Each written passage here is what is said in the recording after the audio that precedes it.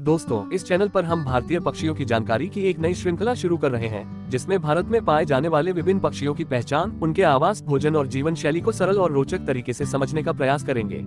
फुलवस whistling duck डेंड्रोसिग्ना bicolor, जिसका हिंदी नाम बड़ी सीटीदार बतख है, मध्यम आकार की भूरा पीला रंग लिए लंबी गर्दन और लंबे पैरों वाली बतख होती है, जिसकी उड़ान के समय सीटी जैसी आवाज इसकी मुख्य पहचान है।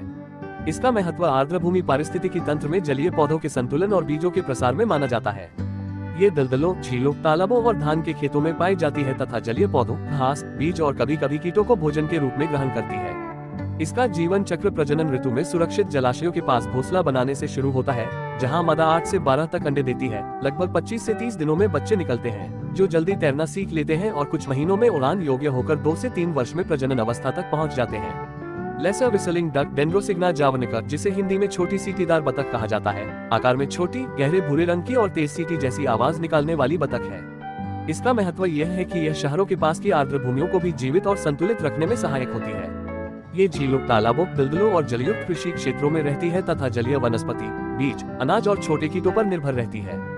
इसका जीवन चक्र घोंसले में 6 से 12 अंडे देने से शुरू होता है। 24 से 26 दिनों में बच्चे निकलते हैं, जो माता पिता के साथ झुंड में रहकर भोजन और उड़ान सीखते हैं और लगभग 2 वर्ष में वयस्क होकर प्रजनन करने लगते हैं। बार-हेडेड गूज एंसर इंडिकस, जिसका प्रसिद्ध हिंदी नाम कलहंस है, सिर पर 2 काली धारियों, धूसर शरीर और ऊंची उड़ान क्षमता के कारण आसानी से पहचाना जाता है। इसका महत्व अत्यधिक ऊंचाई पर हिमालय पार करने की अद्भुत जैविक क्षमता के कारण वैज्ञानिक दृष्टि से भी बहुत अधिक है। ये प्रजनन के समय मध्य एशिया की ऊंची झीलों में रहता है और सर्दियों में भारत की झीलों, नदियों और घास भूमियों में आता है।